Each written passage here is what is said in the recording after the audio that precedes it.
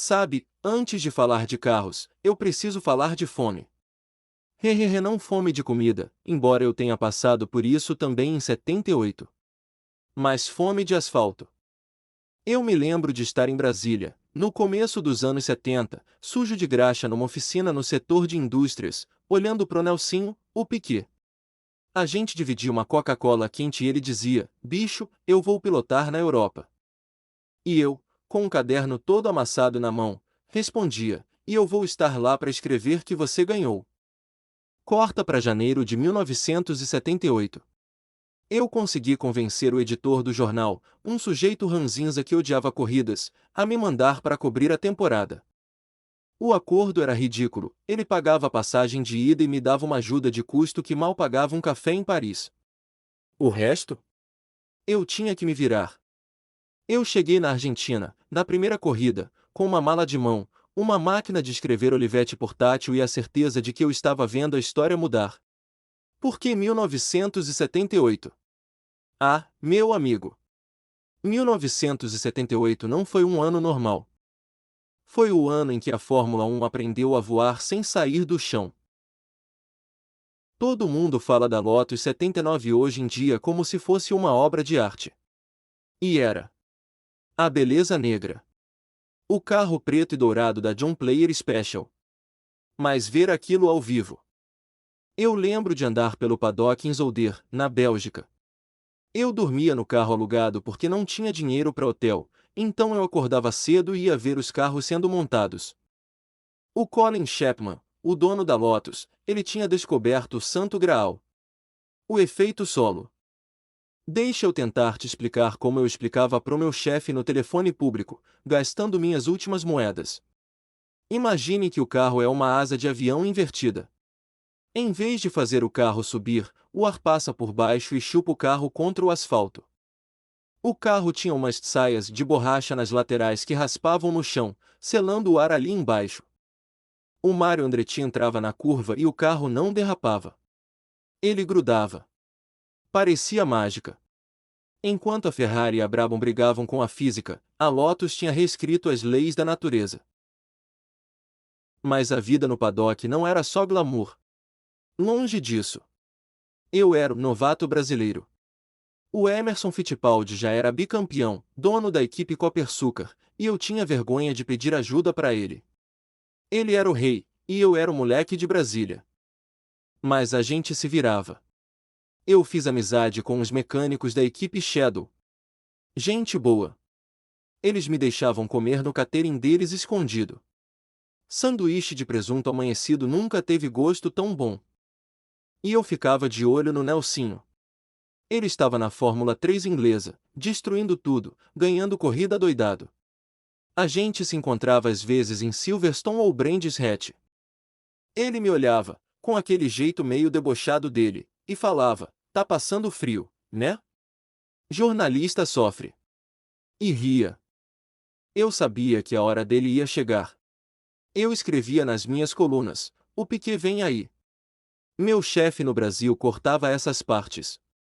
Dizia que eu era muito bairrista. Mal sabia ele. Agora, se a Lotus era a perfeição, a Brabham de 1978 foi a loucura.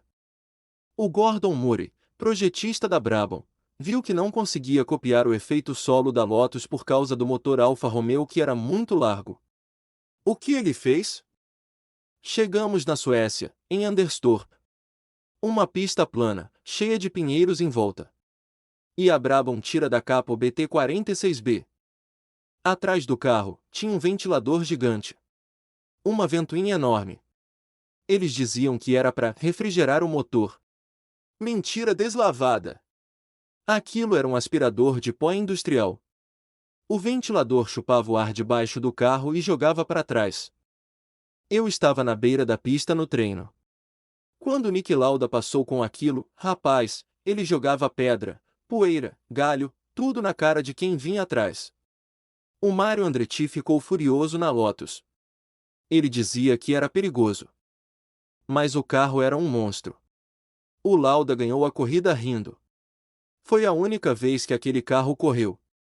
Foi banido, ou melhor, retirado voluntariamente, logo depois. Mas eu vi. Eu estava lá, com poeira nos olhos, vendo um carro com um ventilador na traseira humilhar a concorrência. Coisas que só os anos 70 proporcionavam. E o Emerson? Dói lembrar de 78 pro Emerson. Ele tinha o F5A, o Copersucar que finalmente parecia um carro de verdade. Ele fez um milagre no Brasil, chegando em segundo lugar em Jacarepaguá. Eu chorei naquele dia. Ver o Emerson no pódio com o carro brasileiro. Parecia que o sonho ia dar certo. Mas o resto do ano foi de lutar contra quebras, contra a falta de dinheiro, contra a imprensa europeia que caçoava do carro de açúcar. Eu escrevia cartas para o Brasil tentando defender o projeto. Dizia, o carro tem potencial. Mas no fundo, eu via o olhar cansado do Emerson. Ele não era mais apenas piloto. Ele era dono, gerente, captador de patrocínio. Aquilo estava drenando a alma dele. E a Lotus do Andretti desaparecendo no horizonte a cada volta deixava tudo mais amargo. Aí chegamos no meio do ano. O Nelsinho finalmente conseguiu alugar um carro. Um Insigne velho, caindo aos pedaços, para correr na Alemanha. Eu lembro de encontrar ele nos boxes. Ele estava calmo. Impressionantemente calmo para quem ia estrear na F1. Ele olhou para mim e disse, o carro é uma porcaria, mas eu vou levar ele até o fim. Ele largou lá atrás, o motor quebrou. Mas ele estava lá.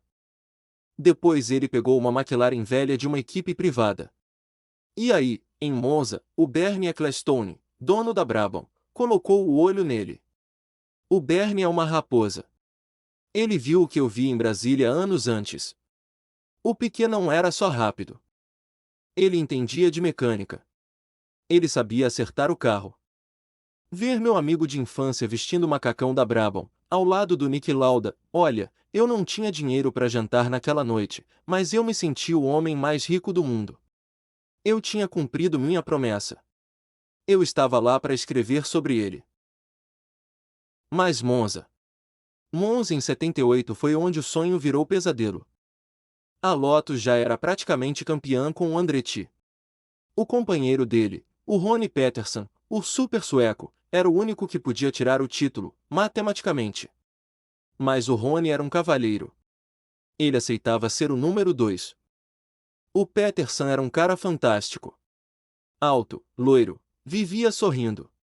Ele guiava o carro de lado, derrapando nas 4 rodas. Na largada, foi uma confusão.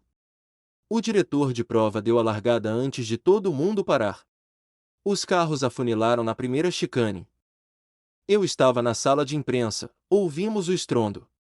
Fogo. Muito fogo. O James Hunt, aquele maluco maravilhoso, pulou do carro dele e entrou no fogo para tirar o Peterson. O Ronnie estava consciente, mas as pernas estavam destruídas.